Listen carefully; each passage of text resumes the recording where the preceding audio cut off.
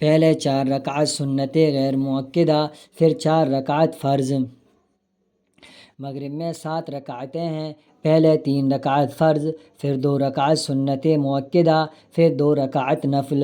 عشاء میں 17 رکعتیں ہیں، پہلے 4 رکعت سنت غیر مؤکدہ، پھر 4 رکعت فرض، پھر 2 رکعت سنت مؤکدہ، پھر 2 نفل، پھر 3 رکعت وتر، پھر 2 رکعت نفل۔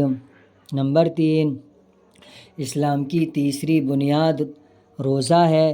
سال کے 12 مہینوں میں سے ماہ رمضان کے روزے فرض ہیں، یہ مہینہ خواہ 29 دن کا ہو یا 30 دن کا۔ نمبر 4، اسلام کی چوتھی بنیاد زکوٰۃ ہے۔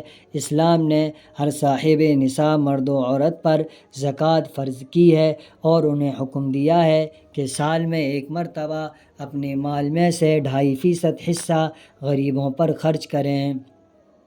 صاحب نصاب وہ لوگ کہلاتے ہیں جن کے پاس 52.5 تولہ سونا یا 52.5 صاحب نصاب وہ لوگ کہلاتے ہیں جن کے پاس 7.5 تولہ سونا یا 52.5 تولہ چاندی ہو، یا اس کے بقدر روپے ہوں، یا اس کے بقدر تجارت کا سامان ہو۔